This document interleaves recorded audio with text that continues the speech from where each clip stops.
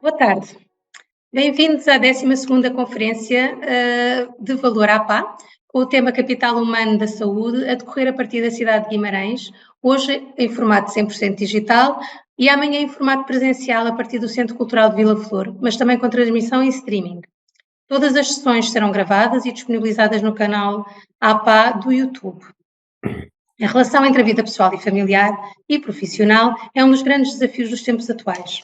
Em contextos laborais de grande intensidade, centrados em produção e com grande volatilidade, incerteza e complexidade, as exigências profissionais podem levar a um desequilíbrio entre estas três dimensões da vida. Importa criar as condições para reequilibrar estas dimensões, existindo um papel fundamental da parte dos empregadores para ajudar a promover este equilíbrio com os trabalhadores. O desafio do equilíbrio é grande e implica conhecer as mais-valias da sua promoção. Temos connosco três pessoas muito envolvidas nestas áreas: a doutora Maria Fernanda Campos, Inspetora-Geral da Autoridade para as Condições do Trabalho, a doutora Liliana Dias, psicóloga, vogal do Conselho da Especialidade de Psicologia do Trabalho, Social e das Organizações na Ordem dos Psicólogos Portugueses, e o doutor Miguel Capelão, que é Chief Culture Officer na PHC, um Great Place to Work. Eu vou passar a palavra inicialmente à doutora Maria Fernanda Campos, para nos falar da sua experiência e daquilo que nós em Portugal podemos contar da parte da Autoridade para as Condições de Trabalho para esta conciliação, no fundo. Muito obrigada. Muito obrigada, eu agradeço, é uma honra e um gosto estar aqui. Cumprimento a senhora moderadora e cumprimento os meus colegas de painel e cumprimento toda a gente que tem uns minutos para dispensar a sua atenção a esta reflexão que é fundamental para um trabalho mais justo e mais digno. Pois estas temáticas têm acompanhado a evolução que todos temos e que todos fazemos por ter em matéria de igualdade de género e não discriminação com base em fundamentos de género, de identidade de género, e aqui o papel da Autoridade para as Condições de Trabalho, que tem obviamente aqui uma missão muito importante, não só, segundo as suas atribuições legais, não só de disseminação da informação, mas também de controlo do cumprimento das regras legais de fiscalização nos locais de trabalho. A ACT tem essa missão de controlar, o que tem investido imenso nestas áreas que vão alterando, que tem um profundo enraizamento cultural, um investimento mais amplo e aquele que consegue ter benefícios mais abrangentes, é sem dúvida aquele investimento que é feito por este serviço público, pela ACT, Autoridade para as Condições do Trabalho, em informação. E como é que fazemos isso? Fazemos isso quer através do nosso portal agora, claro, nesta época da tecnologia, mas também através da nossa interação com parceiros sociais e institucionais, através de workshops, de sessões de trabalho como esta e de outras participações que a ACT tem, e também nos seus locais, e a ACT é um serviço central, é um serviço que tem uma sede em Lisboa, mas tem uma grande difusão, digamos assim, de locais de trabalho ao nível nacional, no continente, porque Açores e Madeira têm, de acordo com a sua autonomia política, tem outros órgãos que são as inspeções regionais do trabalho. E, embora trabalhemos aqui em muita articulação e colaboração contínua, institucional, mas, de facto, a ACT tem aqui a responsabilidade em todo o território continental e tem 32 serviços desconcentrados ao longo de todo o território. Tem, eu posso dizer grosso modo, um por distrito, mas há distritos em que têm mais do que um, nomeadamente na zona do Porto, de Lisboa, de Coimbra, também no Minho tem mais do que um serviço. que se justificou, cuja abertura foi justificada pela densidade de empresas e de trabalho e de trabalhadores. Tem-se alterado um pouco este mapa de necessidades, mas os serviços da ACT continuam lá e continuam a ter serviço informativo presencial, em que agora, por marcação, nós prestamos informações sobre os direitos e os deveres que estão previstos na legislação laboral, quer a empregadores, quer a trabalhadores, quer aos respectivos representantes. E também temos por telefone, por videoconferência, e isso é aqui um aspecto fundamental para que as partes na relação de trabalho consigam compreender os seus direitos e as suas obrigações e tirar aqui o maior benefício delas para poder, de facto, exercer os seus direitos, as suas legitimidades, conforme aquilo que é a evolução que se tem vindo a verificar em termos de legislação laboral, neste sentido, que vai acompanhando, como é óbvio, embora o direito seja sempre reativo, vai acompanhando aquilo que é a sensibilidade social, aquilo que é também a expectativa ou a esperança, a luta social por melhores condições e mais dignas condições de vida e no caso de trabalho. Nós podemos recuar um pouco atrás e ver que inicialmente os pais, com o nascimento de um filho, a mãe primeiro não tinha direito à licença de maternidade, chamava-se assim, porque era apenas para as mães e tinha muito a ver com a sua recuperação física, etc. E depois passou a ser alargada, a ter um período de tempo mais largo. Tudo isto foram conquistas que demoraram muito tempo a fazer e foi preciso impor a obrigatoriedade do pai gozar 5 dias de licença foi quando o Código de Trabalho, em 2003, se não me falha a memória. Em 2009 passou para 10 dias obrigatórios, vamos em 20 dias obrigatórios de licença parental pelo pai, a própria licença ajustou o seu nome para corresponder àquilo que é uma licença de parentalidade, é para o pai e é para a mãe. Agora a agenda do trabalho digno, que entrará, foi ontem promulgada pelo Sr. Presidente da República e entrará em breve em vigor, também prevê mais mecanismos legais que possam aqui promover quer a igualdade de oportunidades entre homens e mulheres, a não discriminação e um tratamento igual e uma possibilidade, com esse igual tratamento, uma maior possibilidade de conciliação da vida pessoal e familiar e social dos trabalhadores e também das trabalhadoras. Não sendo eu muito apreciadora de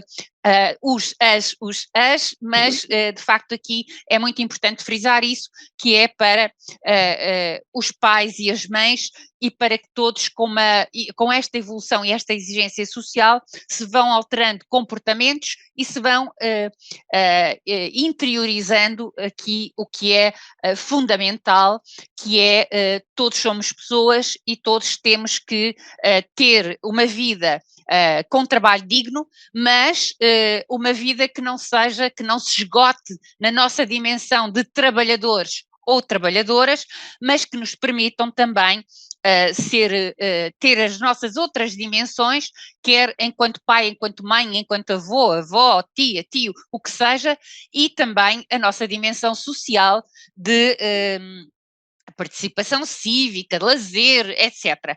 E isto cada vez é mais fundamental. E daí, para falar na conciliação, eu esteja aqui a pôr uma tónica na parentalidade, porque é grande parte das vezes e culturalmente é via parentalidade que se fazem ou que se têm atitudes de gestão discriminatória, ou seja, a mulher fica menos em trabalho, tem menos oportunidade de ter, por exemplo, formação, uma oferta de formação profissional fora do seu local de trabalho ou fora do seu país, noutro sítio, noutros horários, porque é uma senhora e depois tem encargo com encargos filhos ou família e tem que ajustar a sua vida a essas circunstâncias e mais facilmente é proposto essas oportunidades a um trabalhador que não tem encargos familiares ou tendo-os, deposita-os na mão da sua companheira, da sua esposa, da sua namorada, o que for. Portanto, via parentalidade, há aqui uma carga de trabalho não visível, ou que só é visível quando deixa de ser feito, que é atribuído por questões culturais e de que ainda não saímos, normalmente às mulheres, poupando os homens, e eu costumo dizer, não deixando os homens beneficiar daquilo que é a alegria de acompanhar o crescimento dos filhos, as vicissitudes do seu crescimento, ou dos pais, ou dos netos, ou dos sobrinhos, ou das associações onde interagem e partilham, associações cívicas ou políticas ou outras, onde possam partilhar outros interesses da sua dimensão enquanto pessoas, que não apenas o trabalho. E, portanto, a grande evolução que tem sido feita em termos legislativos, há vários instrumentos legais para essa conciliação. Obviamente que há aqui tratar igual o que é diferente não é igualdade e não contribui para este equilíbrio, e, portanto, claro que a amamentação só pode ser feita biologicamente por quem produz e dá a mama ao filho recém-nascido, e a lei que começou por ser dar passos curtos, digamos assim, e apoiou, criando um direito à amamentação nos 12 primeiros meses de nascimento do filho. E agora já há uns anos, esta parte, a lei consagra que enquanto durar a amamentação, seja quanto tempo for, a mãe tem direito às horas da amamentação. Mas se não tiver a amamentação, se não por qualquer motivo não puder amamentar, a mãe e o pai podem dividir a licença de aleitação. Dar o biberon, já o pai e a mãe podem dar, portanto a lei ajustou-se àquilo que é a evolução e respondeu também a um anseio social de maior igualdade. E isto é também um mecanismo muito importante para a divisão das tarefas e, sobretudo, para que pais e mães possam ter o mesmo benefício, estar aqui com esse benefício de participar ativamente na educação e no crescimento, na formação dos seus filhos, e não deixar isto a uma parte, a um dos progenitores, que normalmente é a mãe que falta mais ao trabalho, que também prejudica e tem prejudicado a empregabilidade das mulheres e tem prejudicado também, como vimos, em matéria retributiva, também aqui a diferença salarial que é paga entre os homens e as mulheres, e estamos aqui com uma ação a correr de notificação aos empregadores para corrigirem as diferenças salariais, e muitas vezes as diferenças salariais, porque nós temos consagrado o princípio de direito de trabalho igual, salário igual. No entanto, outras franjas da retribuição, da matéria retributiva, que não é apenas o salário base, fica aqui um desequilíbrio entre aquilo que é pago aos homens e às mulheres, e as mulheres ainda recebem 13% abaixo daquilo que é pago aos homens nas mesmas circunstâncias. Aqui nos direitos de parentalidade há bastantes instrumentos legais que os empregadores podem socorrer e também os trabalhadores, nomeadamente o trabalho a tempo parcial, o trabalho em horário flexível. Em algumas circunstâncias o empregador tem que aceitar ou tem que ter ponderosos motivos para não aceitar essa flexibilidade requerida pelo trabalhador ou pela trabalhadora, essa flexibilidade horária ou esse tempo de trabalho parcial. Noutros casos, tem mesmo obrigatoriamente que aceitar, e eu estou aqui a lembrar a recente alteração ao teletrabalho, por exemplo, o empregador, caso a atividade exercida possa ser exercida em teletrabalho, se um trabalhador ou uma trabalhadora requerer o teletrabalho, a prestação da atividade em teletrabalho e tenha filhos menores de 3 anos, tem direito a isso, a ficar, não pode ser recusado, salvo circunstâncias maiores e muito fundamentadas que possa nisso salvaguardar ou dizer aqui que o empregador não poderá fazer de outra maneira, terá mesmo que aceitar que o trabalhador ou a trabalhadora que requereu e que tenha esses requisitos cumpridos, quer a atividade e as condições para exercer possam ser feitas em teletrabalho, e com o filho menor de 3 anos, o empregador não poderá recusar o teletrabalho, a prestação de trabalho em teletrabalho. A mesma coisa para os cuidadores informais que não sejam o cuidador principal, também aqui há a possibilidade de teletrabalho com exigências de requisitos um pouco mais apertados, mas também aqui há essa possibilidade, o que está aqui assumido como um instrumento que pode ajudar a essa conciliação. Há outros, por exemplo, a mulher grávida, puérpera ou lactante, não pode ser obrigada a fazer trabalho noturno ou a prestar trabalho suplementar. Há uma panóplia cada vez maior e diria também mais flexível para poder fazer aqui com que seja ajustado a possibilidade de conciliar as várias dimensões das pessoas que trabalham. Para não estarmos a distinguir homem e mulher, o empregador tem que olhar para as pessoas que trabalham com eles como pessoas que, sendo trabalhadores, têm outras dimensões. Se nós não fizermos isso, não temos trabalho digno. Esta matéria da igualdade e da possibilidade de conciliação, que é o que leva a isso, quanto mais igualdade de oportunidades tivermos, quanto mais igualdade existir nas relações de trabalho, mais repartidas são também as outras tarefas que ficam na esfera das pessoas que trabalham e que, se forem assim partilhadas, maior possibilidade há desta gestão que promova uma verdadeira conciliação entre as várias dimensões do trabalho. E também aqui, e quase a acabar o meu tempo, também aqui para dar uma nota relativamente à obrigação que o empregador tem de não conectar, de não importunar o trabalhador quando este está fora do seu horário de trabalho, o famoso direito à desconexão, que a nossa lei tem esta originalidade e, a meu ver, importante, mais do que um direito à desconexão, que eu, enquanto trabalhador, posso usufruir ou não, exercer ou não, fica no meu critério, na minha vontade.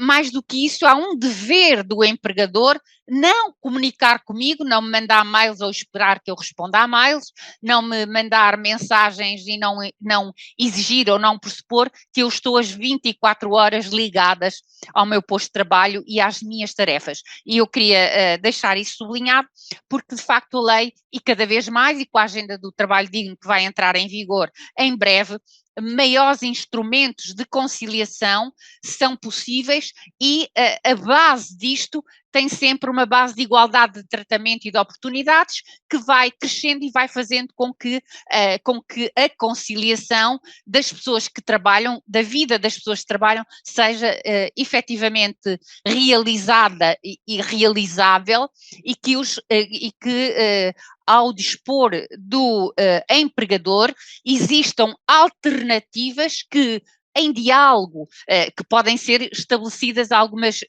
novas, enquadradas legalmente, obviamente, mas ajustadas ao diálogo entre o trabalhador e o empregador, nos contratos individuais de trabalho, e até em contratos coletivos que possam dispor com globalidade de mais favorecendo ou mais favorável aos trabalhadores, que permitam essa conciliação. De qualquer forma, existe ainda um longo caminho a percorrer, existe ainda necessidade de muito maior informação e maior detalhe, maior instrumentos que possam ser disponibilizados a empregadores e trabalhadores para conseguirem atingir aqui uma melhoria cada vez maior na conciliação e na promoção da conciliação da vida das pessoas que trabalham em cada um dos locais de trabalho, e isso é absolutamente fundamental ter esse objetivo como um instrumento de gestão normal e corrente, de rotina, porque também sabemos que trabalhadores mais tranquilos, mais descansados, sem stress e sem ameaça de burnout, produzem melhor, em mais qualidade, identificam-se mais com a empresa e obviamente isso tudo melhora o nosso padrão de vida em termos de comunidade e melhora também a nossa economia, o que se reflete para todos. Portanto, todos temos que contribuir para isso, não está na mão só deles, seja eles quem forem, nem sequer está só nas mãos da autoridade para as condições de trabalho que tem por missão esse controle, mas está na mão de todos e todos fazermos por conhecer as regras que nos regem e por utilizá-las como um instrumento de trabalho normal para conseguir este bem-estar no trabalho que passa, obviamente, por a conciliação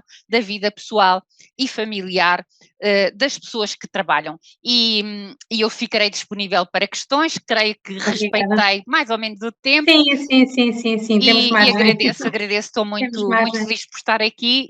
Muito obrigada, e é um contributo excelente.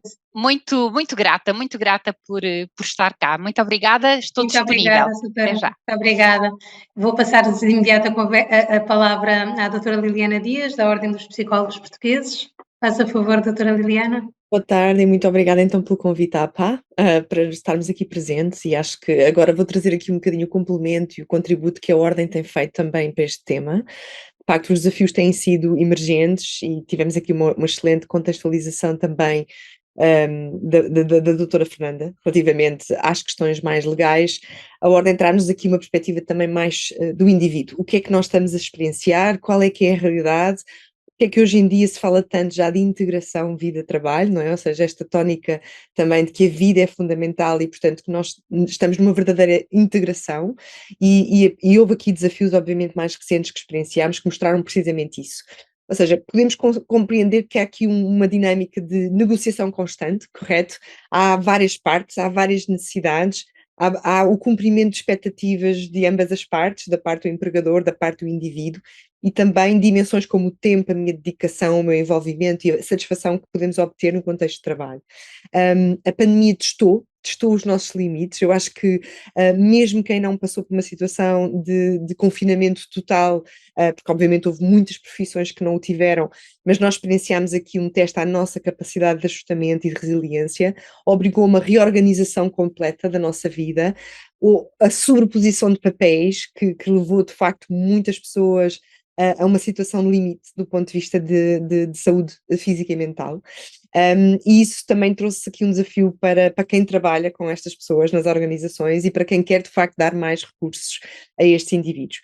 Nós podemos considerar aqui vários aspectos importantes. Quando nós falamos do equilíbrio trabalho-família, ou vida profissional, pessoal e familiar, parece que estamos só a falar da questão de conciliar diferentes papéis, mas isto implica também que aprendamos a olhar para o trabalho e a reorganizar o trabalho e a dimensão do trabalho na nossa vida, e aí sim as organizações, as chefias que lideram equipas têm um papel importantíssimo, não só na flexibilidade, como já falámos aqui, como também nesta importância de perceber como é que o trabalho pode ser redesenhado de forma a que ele seja passível de ser desempenhado e integrado com todas as dimensões de vida fundamentais para um funcionamento saudável da pessoa, ok?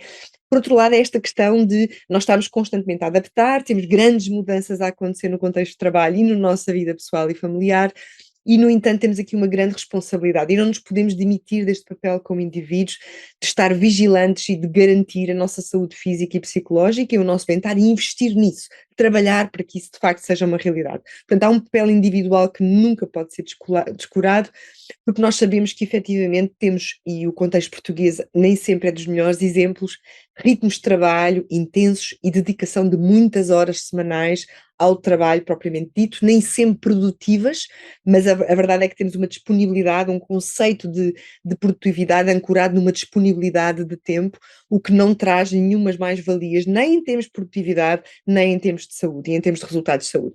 E por isso, as organizações e os próprios indivíduos têm que se dotar das melhores soluções e das melhores estratégias e negociar e ter a capacidade de encontrar alternativas ao contexto que temos, não é? Há um conjunto de medidas que a Ordem já recomenda e criou entregáveis e também promovemos muita informação também do ponto de vista de literacia em saúde psicológica em contexto de trabalho e que obviamente também trabalhamos da parte do empregador. Aliás, recentemente lançámos o nosso relatório de sustentabilidade e prosperidade das organizações que fala claramente dos custos do stress, portanto isto é uma questão realmente vital para o funcionamento de qualquer organização, e também os próprios colaboradores terão aqui que aumentar a sua própria literacia. O que é que eu posso fazer de diferente e como é que eu posso trabalhar estas dimensões no meu dia-a-dia? Como é que eu consigo este equilíbrio? Algumas recomendações importantes. Primeiro, como já tinha referido, não se demitir desta responsabilidade, ou seja, nós não podemos ser vítimas dos contextos em que estamos, nós temos que conseguir resgatar a nossa autonomia e responsabilidade, negociando, tomando consciência dos nossos limites, mas também das oportunidades, e aí sim a informação que temos sobre os nossos direitos, sobre as nossas responsabilidades e o papel ativo que podemos ter na negociação, na informação, de uma forma construtiva, assertiva, defender aquilo que são as nossas necessidades e conseguir encontrar estratégias. Temos que partilhar essas necessidades com quem vivemos, com quem trabalhamos e por isso informar muitas vezes todas as pessoas com quem interagimos, seja no nosso contexto de trabalho, seja também no nosso contexto de vida pessoal, como é que nos sentimos e aquilo que é importante para nós para funcionarmos de uma forma mais adequada. Por outro lado, tudo o que está disponível deve ser utilizado. E não deve haver qualquer receio, devemos de facto criar contextos de trabalho, e aí sim a responsabilidade da organização e da cultura, se eu tenho uma medida de parentalidade, por que não usar? Não ter receio de repercussões nem de consequências negativas. Para isso é preciso criar, obviamente, um contexto seguro, do ponto de vista psicológico, mas eu também tenho aqui um papel importante de, no fundo, partilhar a minha visão do problema e porque é que, se calhar, uma determinada medida não é tão utilizada num determinado contexto e quais serão as alternativas possíveis para encontrarmos flexibilidade neste contexto. Depois, investir nas nossas relações. As relações são a nossa rede de suporte fundamental, no contexto de trabalho é igual. Eu tenho que ter boas relações de suporte e se eu tiver investir nessas relações com os meus pares, com a minha chefia, com as pessoas com quem eu interajo no meu dia-a-dia, muitas vezes até externas à organização, mas cultivar relações fortes dentro e fora do trabalho, isso aumenta o meu suporte social e permite que eu esteja mais resiliente e consiga muitas vezes atenuar o impacto de fases mais exigentes na conciliação destes papéis. Portanto, falar abertamente das questões, conseguir ter a capacidade de discutir essas dificuldades na conciliação de papéis e poder desdramatizar, não é? Muitas vezes as pessoas têm tanto receio que nem conseguem de facto verbalizar e, portanto, falar sobre o tema, fazer questões, sem já fazer juízos do que é que vai acontecer ou quais vão ser as consequências se eu de facto usar esta medida ou solicitar este tipo de apoio e, sobretudo, procurar de facto organizar o meu dia de trabalho com pausas, com uma boa estrutura, mesmo quando eu estou em teletrabalho ou quando eu estou no escritório, ter boas rotinas em que eu desenho o meu trabalho, em que eu sou intencional na forma como eu trabalho. Portanto, nós temos que pensar também como trabalhamos, é o nosso meta-trabalho. Não é só executar, nós temos que pensar criticamente como é que nos organizamos, como é que planeamos o nosso dia, como é que conseguimos otimizar a nossa energia e nós somos pessoas diferentes, há pessoas que têm que ter horários para determinadas tarefas e que têm que bloquear determinados períodos na sua agenda para determinado tipo de trabalho mais profundo, há outras que optam por alternar as questões das reuniões para um determinado bloco e por isso nós respeitar também os ritmos de cada um e conseguir perceber esses sinais dentro da organização. A questão do teletrabalho trouxe muitos riscos, aliás, a própria a medicina do trabalho também tem feito muita divulgação da importância de criar boas rotinas, porque às vezes nós não conseguimos fazer o distanciamento psicológico. Nós estamos em rotinas contínuas de trabalho, sem pausas, muitas vezes sem termos aqueles rituais de alimentação ou de algum tipo de pausa, não é? Porque, ou seja, o nosso cérebro de facto está habituado a funcionar por pausas, nós temos um período limite em que conseguimos estar profundamente a trabalhar numa atividade, que é no máximo 90 minutos, e por isso ter hábitos também de movimento, de deslocação, para não ficar sedentário, e isso tudo obviamente também tem impacto na nossa saúde psicológica, todas as questões físicas, as nossas rotinas fora de trabalho, a forma como recuperamos durante o dia e fora do dia. Por outro lado, as boas rotinas de higiene digital. Ou seja, nós temos muitas solicitações, muitas interrupções, portanto, otimizar o nosso tempo, diminuir o número de interferências e conseguir, de facto, ter janelas para consultar o e-mail, as notificações anuladas, ter a capacidade de pôr os meios a trabalhar para nós e nós não sermos escravos do Teams, dos e-mails, do telemóvel, do WhatsApp, etc. Portanto, quaisquer que sejam os canais que estejamos a usar. Portanto, sermos nós intencionalmente a colocar limites e depois a perceber o que é que está a fazer sentido e o que é que resulta.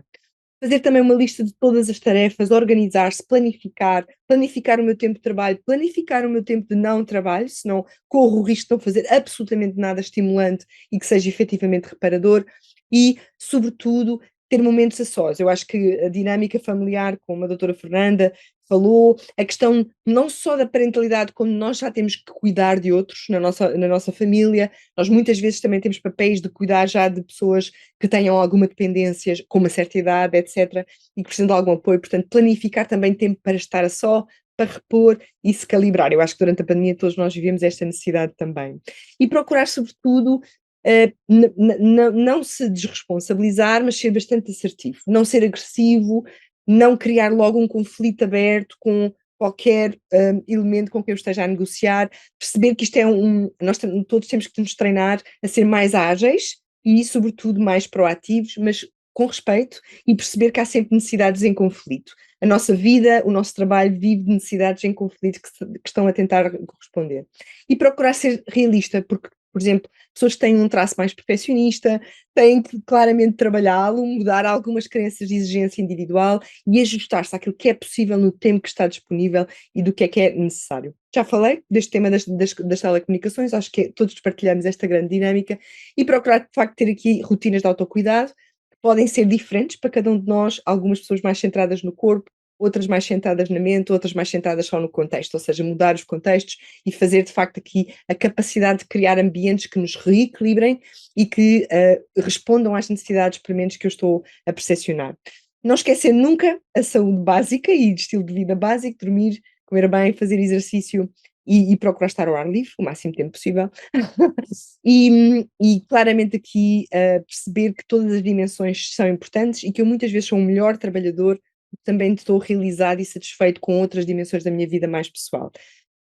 Vigiar, e a Ordem aqui propõe um barómetro, onde é que eu estou, procurar soluções dentro da minha organização, fora da minha organização, trabalhar com um psicólogo, com um coach, por exemplo, para conseguir de facto melhorar as minhas estratégias no dia a dia e fora do dia de trabalho e procurar também, de alguma maneira, não dramatizar a situação. Nós todos estamos a experienciar um grande desafio, não estamos já a falar de doença, estamos a falar ainda de saúde, estamos a falar em ativar aquilo que sabemos fazer bem e muitas vezes temos que substituir as estratégias que temos porque elas já não estão ajustadas ao novo contexto de trabalho e de vida. Por isso, da minha parte, era só isto que vos queria deixar, também com alguma bibliografia que podem consultar nos sites e canais da Ordem, em que nós divulgamos, quer para empregadores, quer para os indivíduos, muita informação importante sobre esta dimensão do equilíbrio da vida pessoal, do trabalho e da família. Muito obrigada, doutora Liliana, muito esclarecedor. Nós temos estado a ouvir, bem, então desde esta manhã aqui nas conferências, muita informação acerca desta conciliação, mas parece que cada orador traz de facto um ponto de vista novo e refreshing, não é? Sempre coisas novas. Estou muito curiosa para ouvir Miguel Capelão da PHC, porque logo no início da minha carreira havia uma enfermeira diretora que, quando ouvia falar dos casos de sucesso da Clínica Maio e daqueles Great Places to Work, ela dizia sempre assim com ar: gostava tanto um dia trabalhar numa instituição de sucesso. E eu às vezes quando vejo essas coisas também digo que os nossos hospitais são locais de grande sucesso, porque a maior parte dos nossos dias são feitos de sucesso e a tratar pessoas. Infelizmente o que vem para fora são sempre os insucessos e aquelas percentagens de coisas que não correm tão bem, e é isso que tem sempre mais visibilidade. E às vezes custa-nos um bocadinho olhar para o nosso local de trabalho como um local de sucesso, como um local de trabalho de sucesso. E acho que nos falta a visão dos privados que têm sobre isto. É um mito, não há uma vida profissional e pessoal. Hoje está tudo muito blended, não é? Tudo muito misturado. E as pessoas têm que criar bons hábitos, porque vai estar tudo tão disponível que a tendência para, e nós notamos isso, para as pessoas exagerarem uma componente profissional é preocupante, porque as pessoas têm que descansar, e este conceito é fundamental passar aos colaboradores. Nós não aguentamos, aliás, nós somos péssimos a apresentar resultados quando fazemos maratonas. Nós temos que fazer sprints. Nós, na PHC, temos uma regra, ninguém trabalha mais de 45 minutos de seguida, porque está demonstrado que se nós trabalharmos em alto foco durante 45 minutos, a nossa produtividade é fantástica. Depois tem que parar 20 minutos. É a regra que nós temos. Depois voltam outra vez a mais 45, percebem? A sequência é esta. Mas as paragens são para se respeitar. Porquê? Porque nós temos que gerir a nossa energia, percebem? E isso depende de nós. Portanto, este tema do equilíbrio, passamos muito aos nossos colaboradores esta ideia que eu vos vou passar agora, que é ensinamos que há uma componente que depende totalmente de nós, do indivíduo. Não tem nada a ver com a organização. Okay? Depois já vos falo da componente da organização. Uma é explicar às pessoas que o trabalho do autoconhecimento é fundamental. Nós sabermos realmente quem somos, o que somos, é fundamental para não contarmos histórias a nós próprios. Que é, não, eu não estou nada cansado.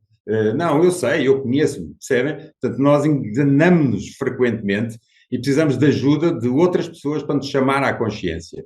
Portanto, ser fiel a si próprio é um tema que nós passamos muito e tem 5 razões. Porquê? Porque quando nós conseguimos conhecer-nos melhor, nós encontramos muito rapidamente a função certa. Aquelas pessoas que não sabem bem o que é que querem fazer têm pouco autoconhecimento e têm que ser ajudadas.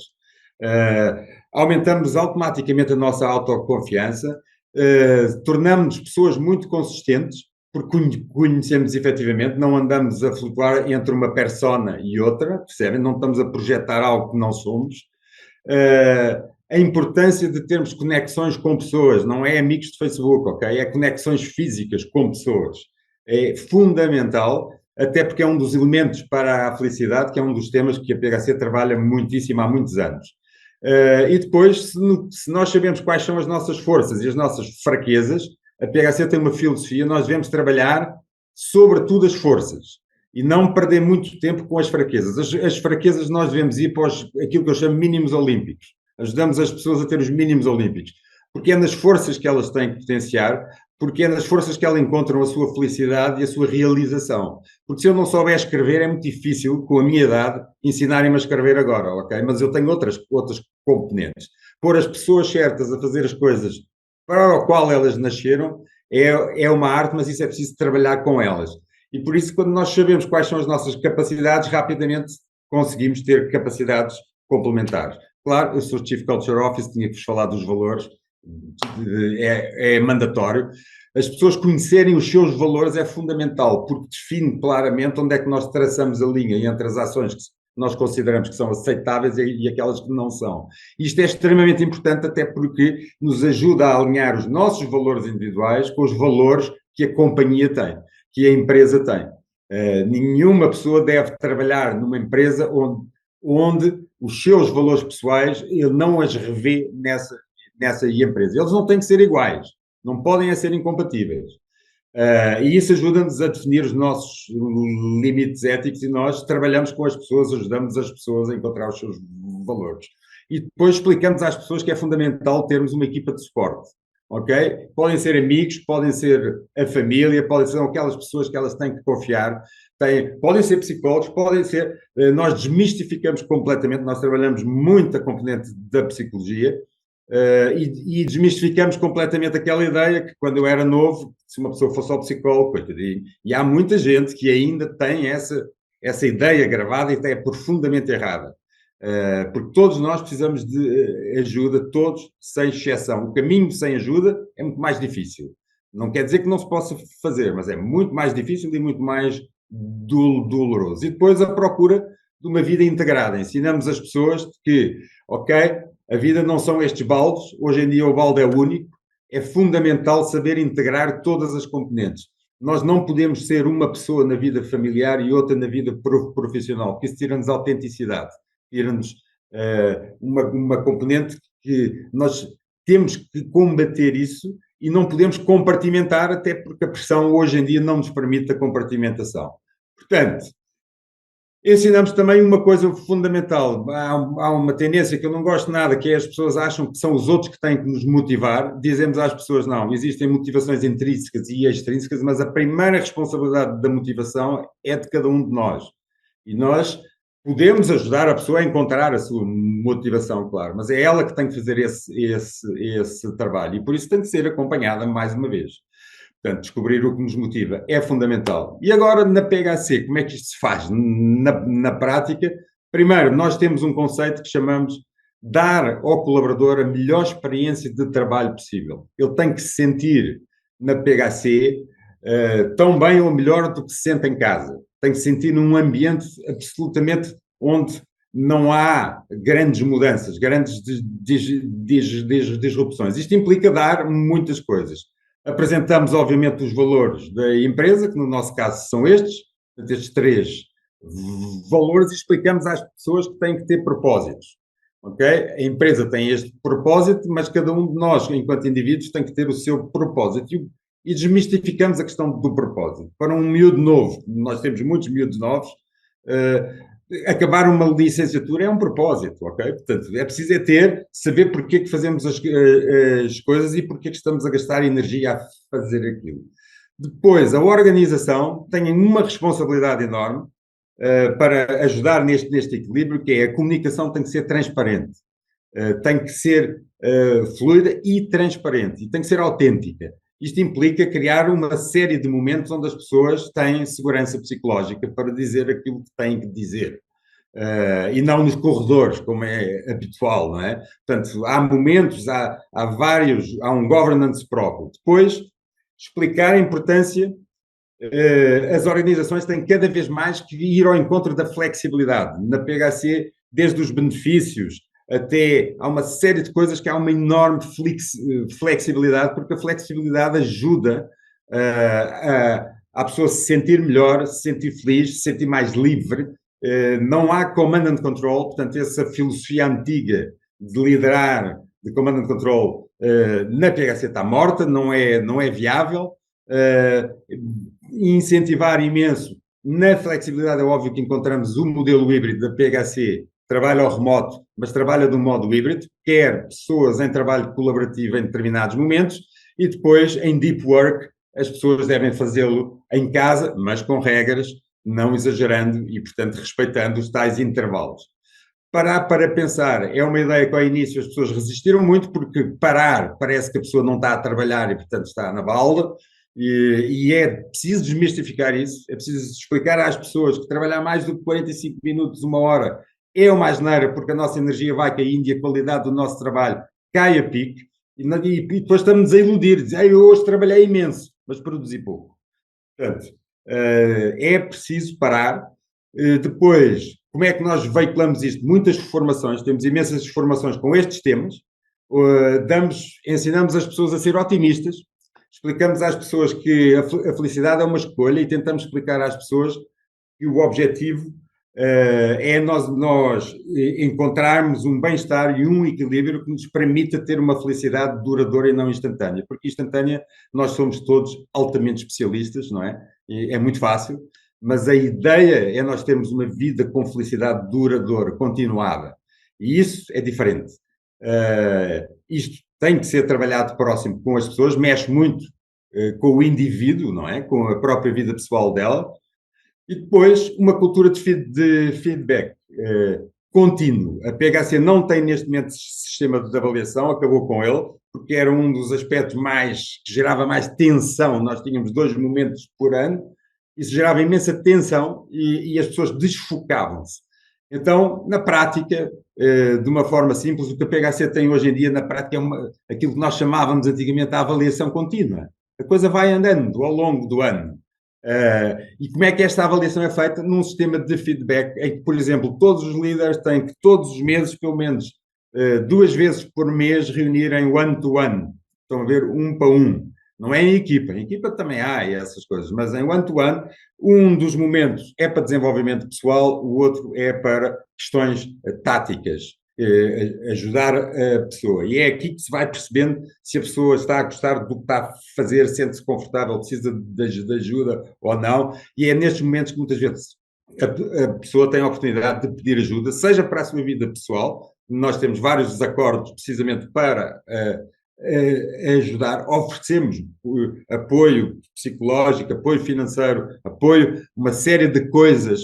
Porquê? Porque isso é fundamental para que a pessoa esteja equilibrada, porque senão algo corre mal na sua vida pessoal, isso tem um impacto imediato na vida profissional, como é óbvio, e nós temos que ajudar. A organização tem que estar lá para ajudar, porque se ela tiver ajuda, rapidamente, ou de uma forma mais rápida, consegue resolver e voltar aos níveis produtivos que se esperam, etc.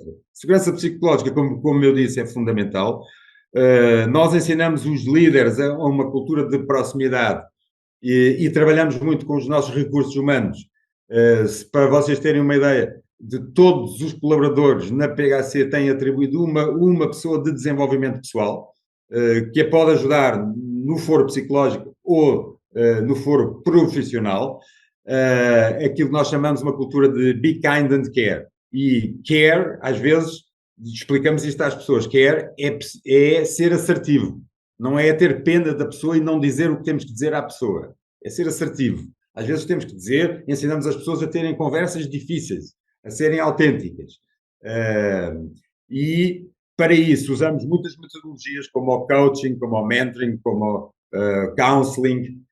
Temos imenso, todas as pessoas podem beneficiar de programas destes. E isto é fundamental, porque é a tal ajuda que tem que ocorrer a cada momento. Temos um programa, acho que todas as organizações o deviam ter, temos um programa onde concentramos isto tudo, que nós chamamos, quando interessa desenvolver, ou One Step Forward, onde aglutinamos isto tudo. Portanto, formamos os líderes, formamos tudo, debaixo de um programa destes e acompanhamos todos os colaboradores para percebermos, porque há aqui uma crença que a PHC já foi considerada e é considerada ainda hoje uma das empresas mais felizes de Portugal, e a única razão, se me perguntarem, é porque as pessoas fazem aquilo que gostam. O problema é que aquilo que eu gosto hoje, daqui a um ano pode ser outra coisa. E é preciso acompanhar isto. Portanto, a ferramenta número 1 é a mobilidade interna, se a pessoa encontrar o que é que a pessoa realmente gosta, porque nós só somos brilhantes a fazer aquilo que gostamos. Quando fazemos uma coisa que não gostamos, nós podemos ser competentes, mas o resultado nunca é outstanding, porque estamos a fazer em esforço, ok? Por isso o truque é realmente que as pessoas descubram aquilo que realmente lhes dá gozo fazer. E depois é preciso trabalhar com elas, porque quando nos dá gozo fazer, temos tendência a exagerar, não é? Depois trabalhamos demais. Portanto, é preciso depois dizer, calma, mas vamos lá outra vez à questão das pausas, calma, porque esta questão da energia é fundamental. E depois, uma cultura muito positiva.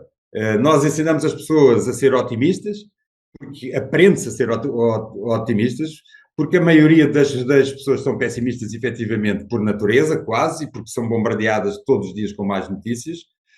Ensinamos as pessoas a imediatamente pensarem, fazerem um esforço por pensarem primeiro numa coisa positiva do que numa coisa negativa. Nós sabemos que é da natureza humana e vem lá muito de trás, não é? Nós somos muito rápidos a dar uma explicação negativa, demoramos mais tempo a procurar uma explicação positiva.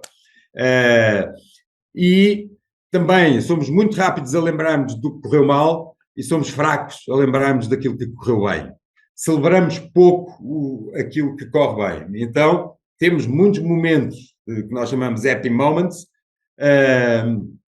e temos uma série de programas, nomeadamente benefícios flexíveis. E esta ideia do benefício flexível é o reconhecimento de que nós somos todos diferentes. E é completamente absurdo que uma organização gaste fortunas a fazer protocolos com entidades que não atinge todos. Ou seja, ok, temos o cheque creche.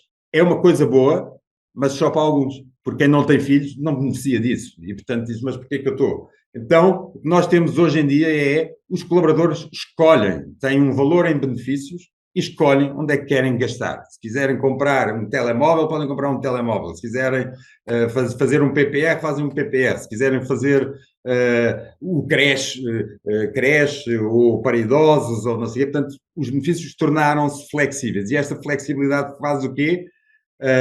Faz com que as pessoas se sintam muito melhor, porque efetivamente é tailor-made, percebem? One size doesn't fit all. Esta ideia tem que passar. Depois, condições de topo. Nós acreditamos, e os nossos resultados foram cada vez melhores quando nós percepcionamos isto, que é, invertemos aquela máxima que é, primeiro mostra que vales e depois eu dou-te. Nós, neste momento, na PHC, o que fazemos é, achamos mesmo isto, nós damos e esperamos receber. Porque é da natureza humana. Quando nós oferecemos uma coisa a alguém, a esmagadora maioria das pessoas tem quase um sentimento de obrigação de devolver. E nós mimamos. Há muita gente que diz que é um exagero aquilo que nós fazemos, mas aquilo que eu vos posso dizer é que a esmagadora maioria das pessoas devolve em dobro, praticamente, como se costuma dizer. Portanto, as pessoas têm pequeno almoço, têm sopa, têm condições, isto é onde celebrar os aniversários, happy hours, todo este tipo de coisas. Estão a ver vários exemplos daquela a melhor experiência para trabalhar. Esta é a ideia. Então, dá-se condições de topo. Sim, isto é biblioteca. Se eu peço para as pessoas pararem 20 minutos, tem que haver um sítio, porque eu não quero que elas parem e continuem a pensar e a trabalhar, ok? Não, senão não vale. Portanto, a ideia é que as pessoas vão jogar. E se alguém está a jogar ping-pong às 11 da manhã, em muitos sítios, imediatamente a tentação é, mas estas pessoas não têm nada para fazer. Têm imenso, mas estão a respeitar a sua paragem, o seu momento, estão a recarregar as suas baterias. E isto, culturalmente, é difícil de aceitar em muitas organizações. Pronto, tem aqui, estou apenas a dar exemplos. Por exemplo, bem-estar, uma coisa que muita gente diz que é muito fútil. As pessoas podem pintar as unhas, podem ter massagens, podem fazer depilação na PHC. Isto é um exagero. Eu costumo dizer, só quem não pinta as unhas é que não sabe a conveniência que é ter um local, não ter que ir marcar, não ter que ir para o shopping, não ter que perder no trânsito. Isto contribui para o bem-estar e para quê? Para o tal equilíbrio emocional e a pessoa sentir-se bem. Porque as pessoas, quando se sentem bem, efetivamente produzem mais. E este é que é o tema. Há que investir nisto para ter bons resultados. Sim, também temos camas, também há sítios, nap rooms e coisas do género para pequenos descansos. Temos coisas para as mães que estão a amamentar. Tudo isto parece luxos, mas não são luxos, acreditem. É algo que é necessário se quiser ter resultados. Pronto, condições de trabalho ótimas, estou mesmo a terminar. Temos aqui o nosso BIT, que é a nossa zona de refeições. Trabalhamos em híbrido, as pessoas podem ter períodos longos de full remote, se quiserem ir trabalhar para fazer apoio à família para fora de Lisboa e Porto e coisas do género à vontade, ou para fora do país, e depois nós vamos ao limite nos benefícios. Há mais de ano e meio que nós damos uma sexta-feira por mês a todos os colaboradores, o que quer dizer que na prática damos mais 12 dias às pessoas. E na altura, só para vocês terem uma ideia, toda a gente disse, isto é terrível porque vocês vão perder 5% da vossa capacidade produtiva. É verdade, é só fazer contas. Mas o que nós dissemos foi, mas vamos ganhar em produtividade. E hoje, 1 ano e meio depois, podemos dizer que isso se confirma. E era isto que eu tinha para vos dizer. Acho que consegui mais ou menos respeitar o tempo. Muito obrigada, muito fantástico. Não desiludiu, está bem? Foi excelente. São Ok. ótimas ideias, de facto são ideias magníficas.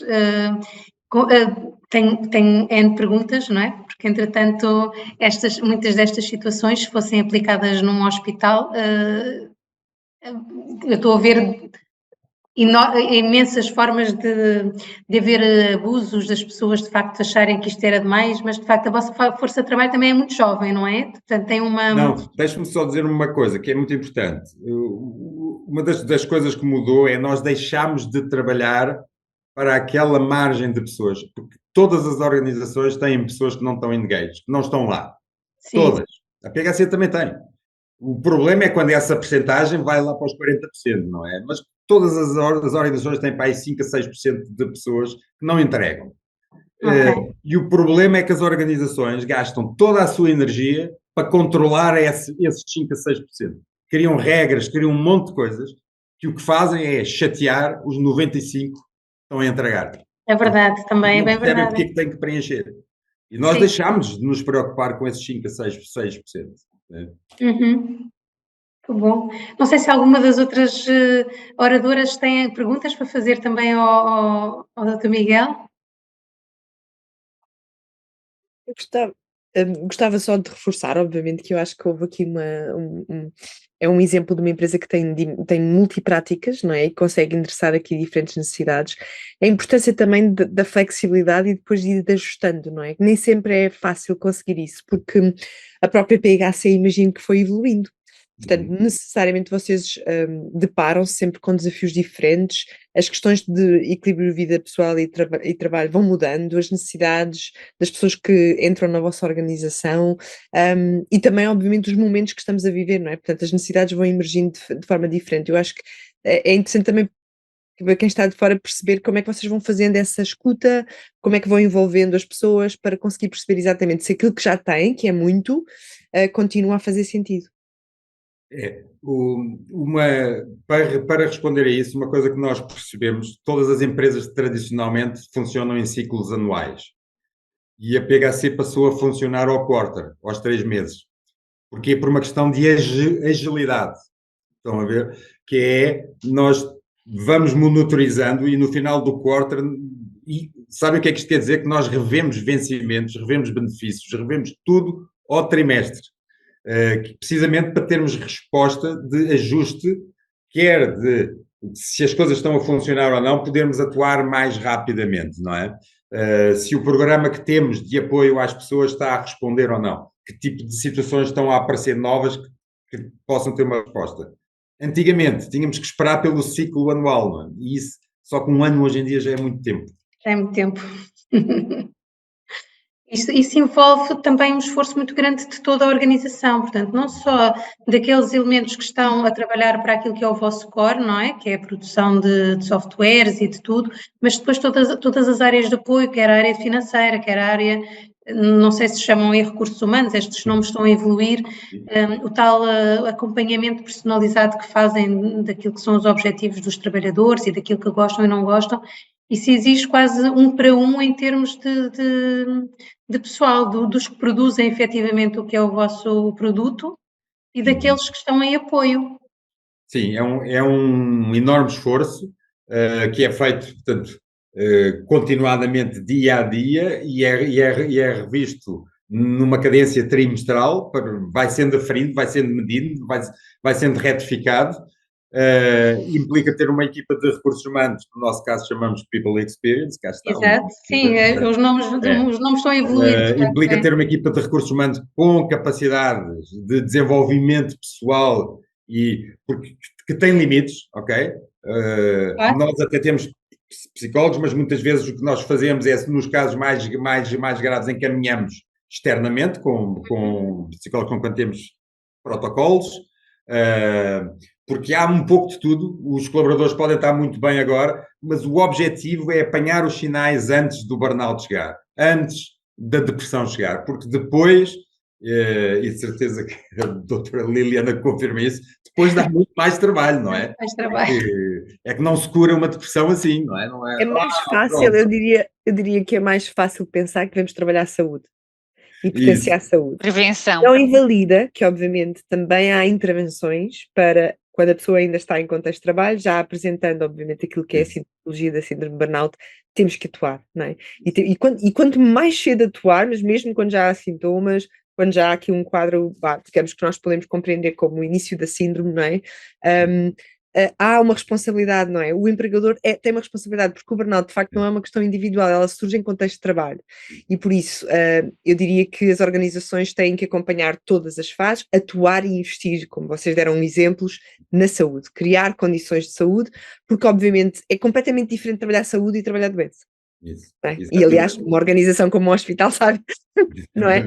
Sabe perfeitamente do que é que eu estou a falar, não é? Portanto, e nos contextos de trabalho onde as pessoas estão ativas, é muito fácil, muitas vezes, potenciar ferramentas, aumentar a literacia, trabalhar a coesão, a questão cultura organizacional, o desenho do trabalho, a questão da liderança, como mencionou, que às vezes nós esquecemos que tem um impacto tão importante nestas dimensões e até na facilidade com que as pessoas podem levantar a mão e dizer assim, olha, estou aqui com uma necessidade do ponto de vista de equilíbrio, de conciliação, como é que é, vamos negociar, e se tiver um contexto permeável, a pessoa depois até muitas vezes sente a vontade de dar mais, não é? Ou seja, porque quando nos respeitam e quando nos integram e quando conseguem perceber que esta é uma necessidade premente para mim, eu depois também compenso, e isso há muitos estudos que mostram isso, por exemplo, com recém-mamãs que reintegram o mercado de trabalho, elas querem mostrar que, ok, eu tenho o meu horário reduzido, fora, mas vou compensar.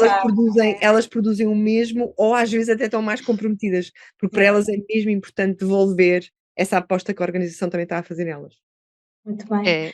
Mamães e papás, peço desculpa. Eu fiquei também bastante agradada e, sobretudo, dizer o exemplo que o Miguel Capelão nos trouxe da empresa que gera afinal é possível. É possível fazer-se, dá trabalho, mas provavelmente o trabalho maior é a implementação e a monitorização e ir ajustando o progresso que se vai fazendo no caminho ou as sinalizações que se vai tendo.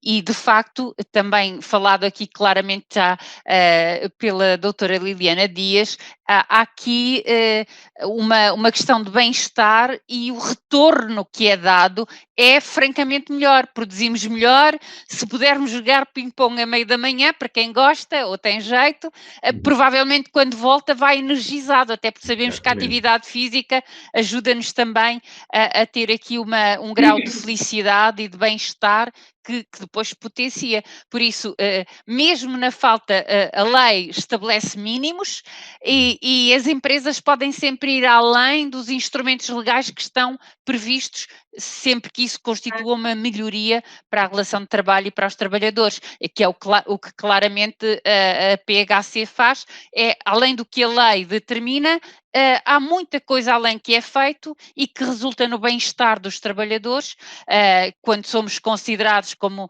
dizia mesmo agora a doutora Liliana, quando somos considerados, respeitados e nos têm em conta como pessoa, claro que nós retribuímos. Há aqui uma causa e efeito e isso é fundamental e não é necessário ficar só por aquilo que o mínimo legal. Mas se cumprirmos o mínimo legal já é um avanço muito grande nas 96% de pequenas empresas que Portugal tem e que precisam de facto de perceber e integrar na gestão de rotina que se cuidarem dos trabalhadores é bom para si. Eu ouvi também num debate, portanto, só para dizer que não é a minha frase, mas eu achei que é muito significativa e que resume o que é bom para o trabalhador é bom para o negócio. E é mesmo isso, se é bom para o trabalhador, vai repercutir-se positivamente no negócio. Portanto, eu fiquei com a frase no ouvido porque, de facto, o que é bom para o trabalhador é bom para o negócio. Foi uma efetivamente, excelente sim.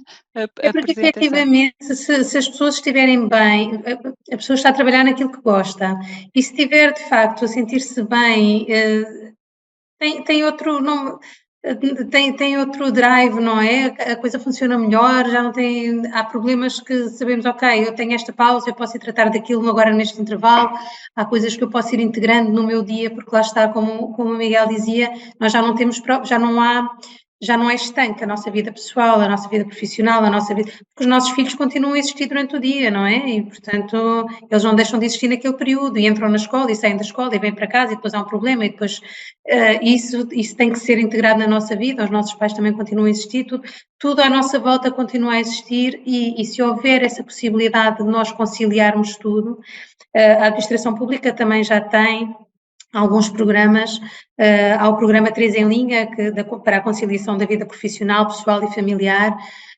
que já foi também adotado e há uma série de institutos e de instituições que estão a adotar, há uma norma que está em andamento também para, no fundo, para dar a norma da conciliação e que também muitas entidades estão a tentar adotar. É o caso da Autoridade para as Condições de Trabalho. Estamos num processo de conciliar mais e de certificação com uma entidade que tem a qualidade de conciliar a vida pessoal e familiar. Isto exige também alguma flexibilidade das lideranças, não é? E algum conhecimento e formação aos líderes e às chefias e nem sempre se consegue, com a atividade do dia a dia, com aquilo que é a produção, envolver também a gestão das pessoas.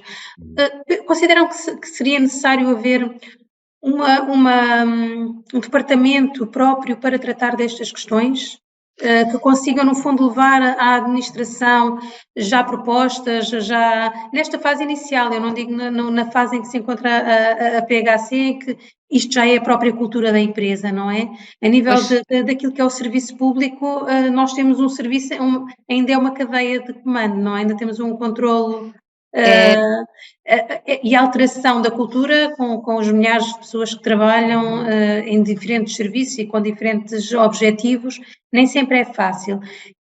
Como a qualidade, por exemplo, foi integrada nas organizações há não muito tempo, e os departamentos de qualidade hoje já existem em tudo o que é entidades, mas não é assim há tantos anos, será que temos que criar também departamentos para a conciliação, para o bem-estar dos trabalhadores, para termos esses objetivos e ter pessoas em exclusividade a trabalhar essas dimensões nas organizações? Provavelmente, num início é capaz, provavelmente também a PHC não nasceu assim, foi-se criando com uma perspectiva, mas o Miguel Capelão mais facilmente responderá.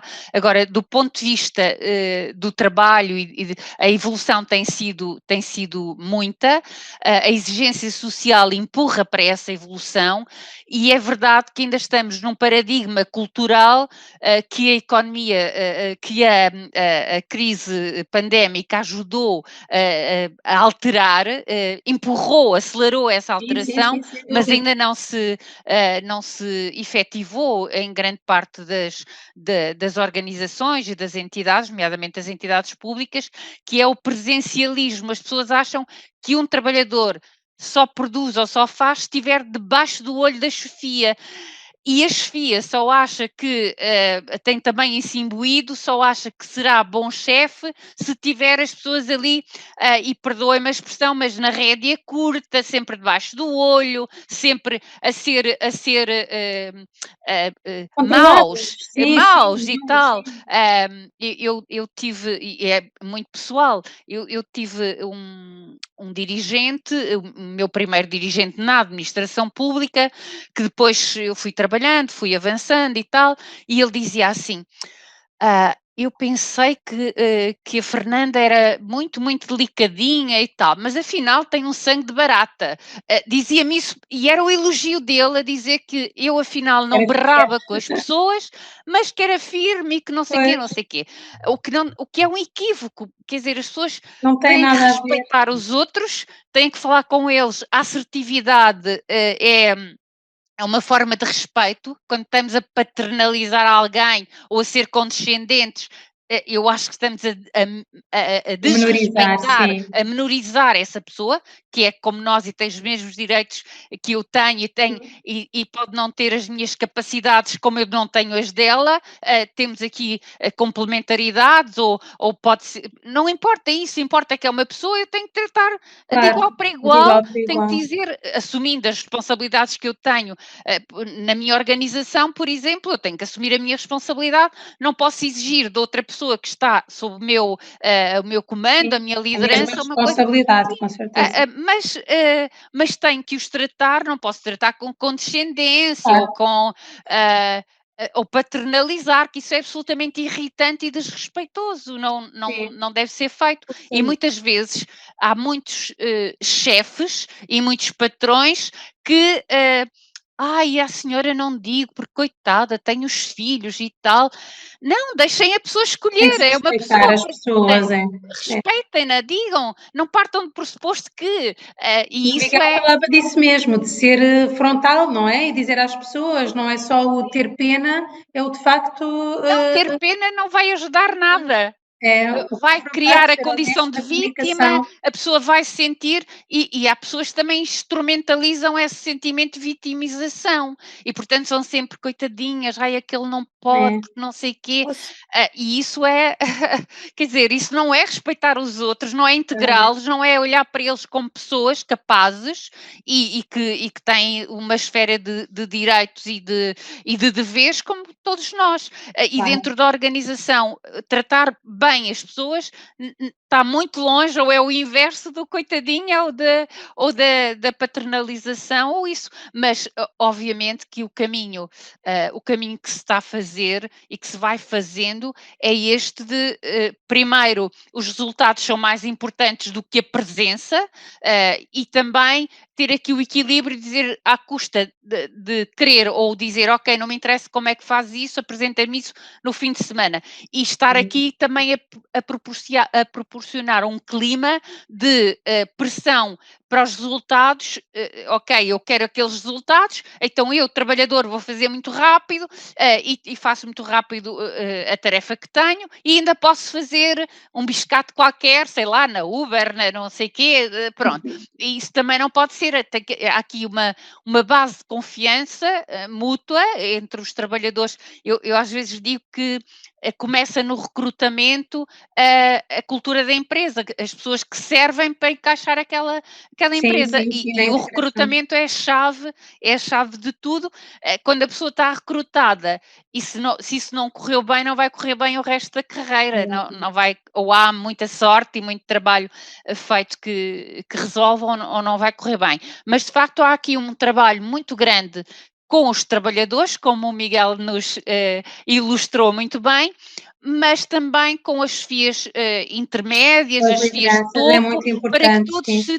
se Tenham a mesma mostrem cultura, isso sim. mesmo, disponíveis e atentos ao cuidar das pessoas, ao desenvolvimento das pessoas. Eu também tenho um bocadinho de aversão aos recursos humanos, eu digo sempre recurso, eu digo sempre, embora tenha uma divisão de recursos humanos na Pois, orgânica da ACT, mas eu estou sempre a dizer ao colega que é responsável, estou sempre a dizer, temos que mudar o nome a isto, quando nos deixarem alterar a lei orgânica, porque eu quero aqui desenvolvimento e acompanhamento das por pessoas, quero exemplo, sim. desenvolvimento das Eu pessoas, acho que só tem que só cuidar. mudar isso já muda A a visão perspectiva de toda a gente que lá está, é, quer é, da é, chefia, quer das pessoas que trabalham e dos próprios colaboradores da é. organização, não é? E então eu tenho Maioria. esse truque combinado, não falem em recursos humanos, por favor.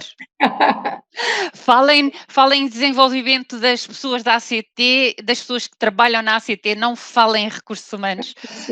Pronto, mas de facto é toda uma cultura que vai desde as palavras, que não são só palavras, as palavras e a designação que nós damos às coisas estão imbuídas de um pensamento, de uma atitude, de uma forma de estar e, portanto, faz diferença o nome que chamamos às É coisas. verdade. E eu não estou a dizer só para ser eufemista do género das auxiliares de educação que agora são assistentes não sei de quê, ou das auxiliares médicas, não estou a falar nesse aspecto eufemístico, estou a falar mesmo que faz diferença a forma como Não nomeamos. mudamos as coisas, é Está verdade. imbuído de uma certa filosofia e de atitude, de como olhamos para as coisas. É E, bem portanto, verdade. isso também se tem refletido. E quando eu falava que evoluímos da licença de maternidade para a Para a licença de parentalidade. parentalidade, para incluir os pais, porque o pai ficava excluído. Ora, coitado, então não tem direito a ser pai, a ser. Isto de facto não acontece, não é perfeito e não é mágico, implica um grande esforço, como deve ser o caso da PHC, implica um enorme esforço, não só de começar, porque começar às vezes não é a parte mais difícil. Continuar e manter, aí é que requer um esforço organizacional imenso e um grande engajamento, Todos, sim. utilizando aqui, portuguesando a palavra, de todos, porque Muito bem. senão... Liliana, estava a querer também dizer Não, alguma só coisa? queria complementar, porque a pergunta de quem é a responsabilidade, não é? E eu acho que agora a doutora Fernanda acabou por explicar, é de todos na organização.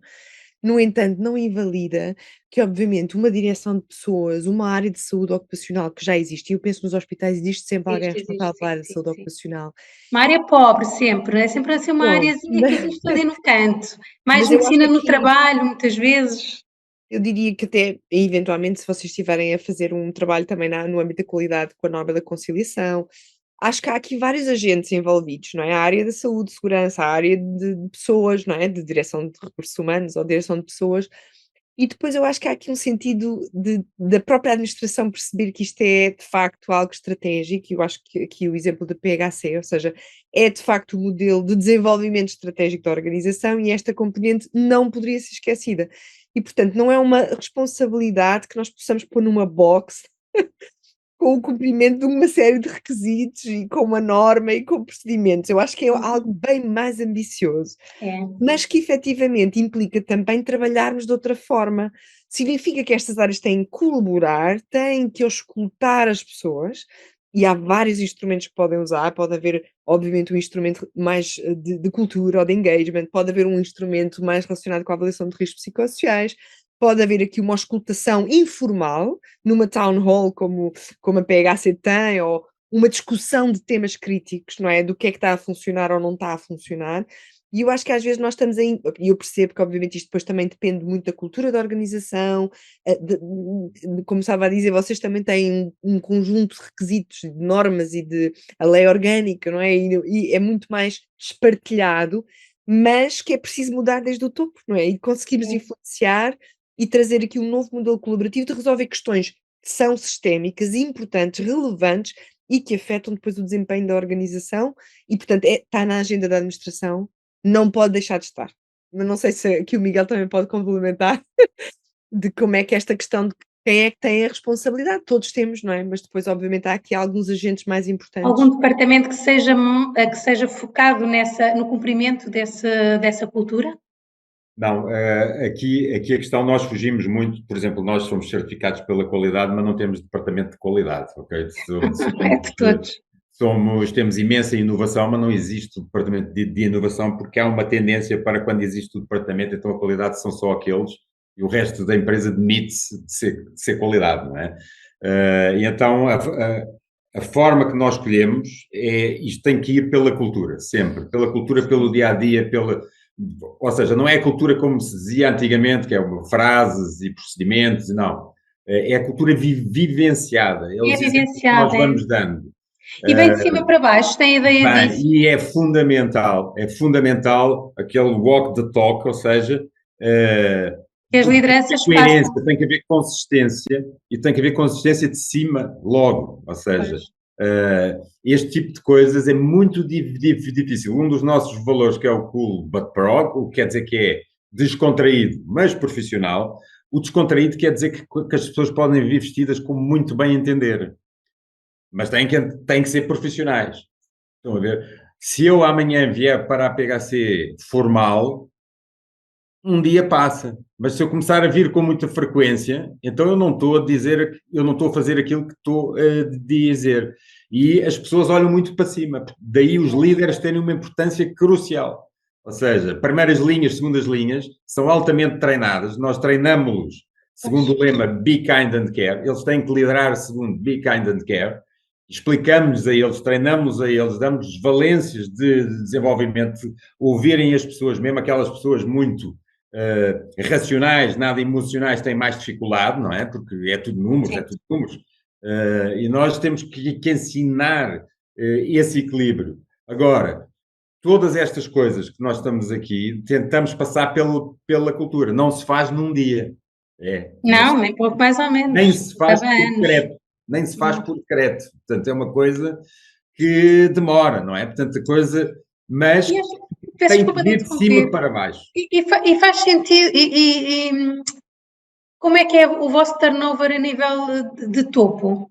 Em termos de pessoas, porque as pessoas depois, vocês treinam essas pessoas todas, mas é importante que haja também alguma persistência no tempo, não é? Porque nós na administração pública acabamos por ter ciclos curtos e para dar continuidade, porque nós sabemos a importância dos conselhos de administração e dos conselhos diretivos para dar, para passar a cultura, mas temos um durante 3 anos, eventualmente 6, depois vem outro mais 3, mais 6, depois muda e depois...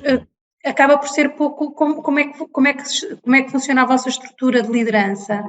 Ok, nós portanto, temos uma comissão executiva que também às vezes tem algumas mudanças, tudo bem. Depois nós temos uma cultura muito, portanto, uma hierarquia muito achatada, portanto, nós temos basicamente 2 níveis, portanto, o nível dos diretores chamamos a management team, que é a equipa de gestão, e depois temos as segundas linhas. Depois temos team leads que não são mais do que líderes operacionais, ok? Que fazem a distribuição de jogo, vamos pôr assim. Sim. Porque o líder implica ter uma componente humana e então não pode cair no operacional. Pois.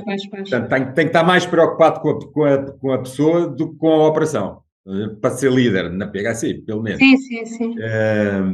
Pois, e a nível operacional é que as coisas se passam. E a chave é, obviamente, da Comissão Executiva tem que vir um exemplo.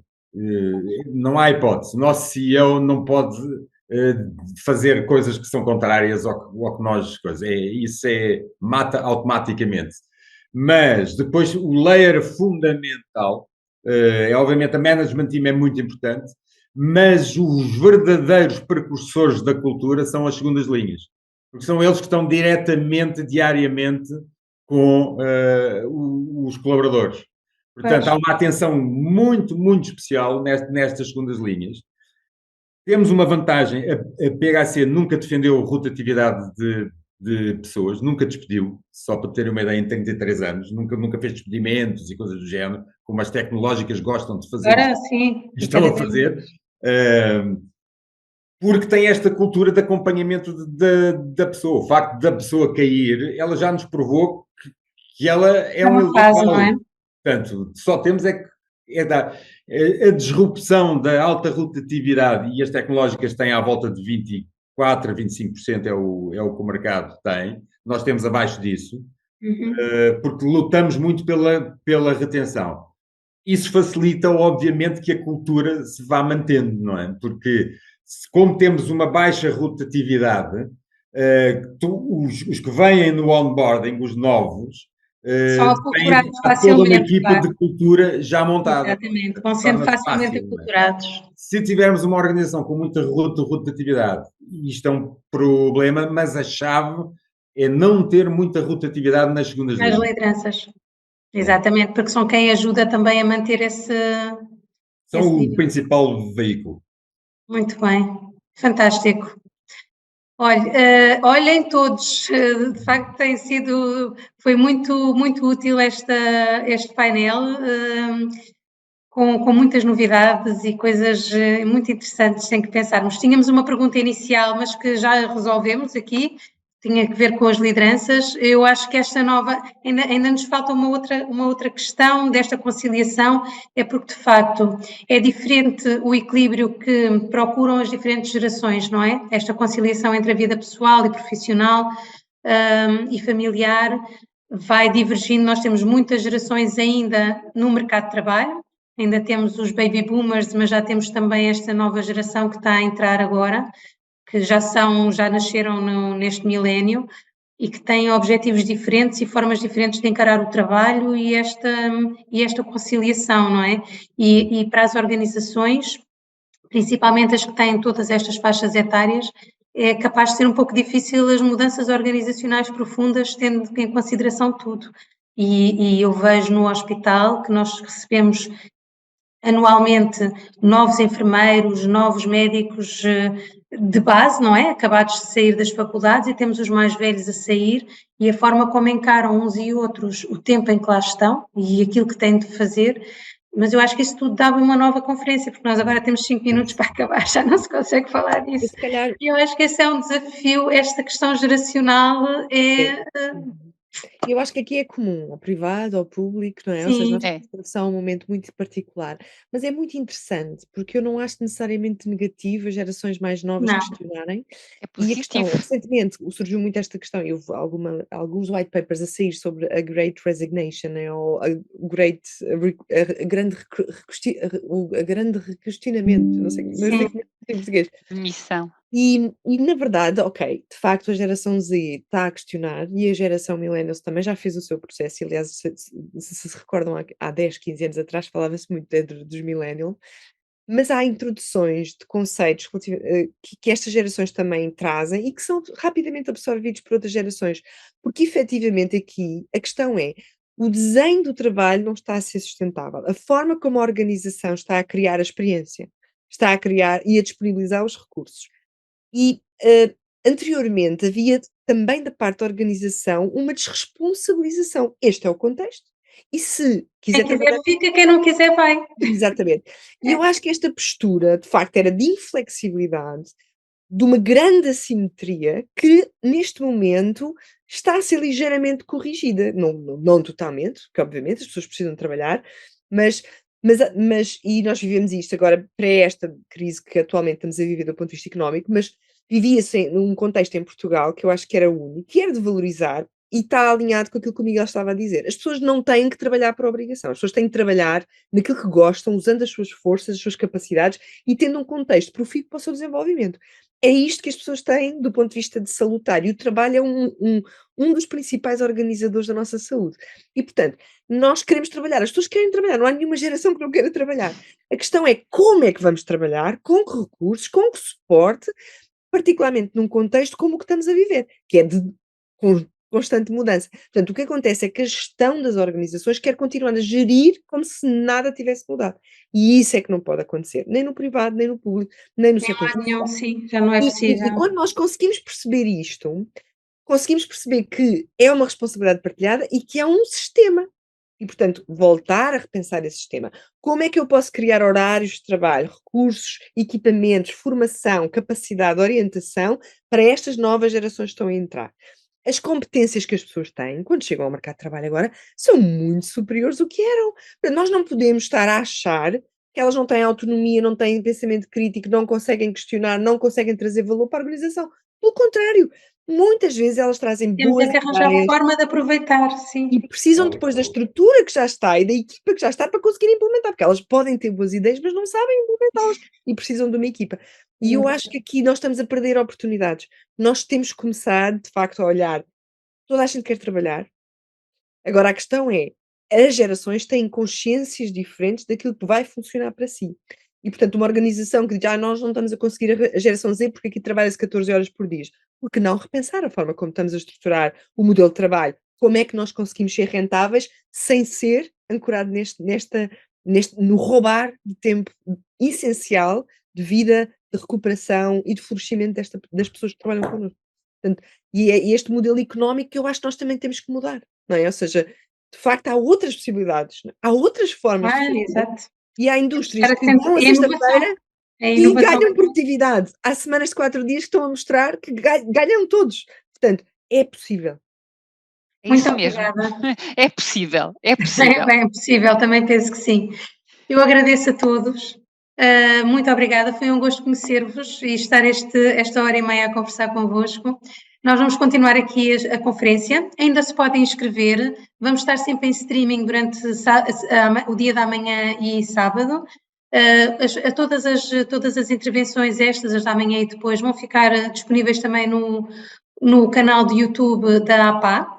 E, portanto, convido-vos ou a assistirem ou depois, mais tarde, a virem ver. O programa é fantástico, penso que vão gostar, está tudo dentro desta linha de capital humano e de como é que vamos contratar, como é que vamos reter, como é que vamos mudar. E muito obrigada mais uma vez, um bom fim de semana para vós e até à próxima. Obrigada.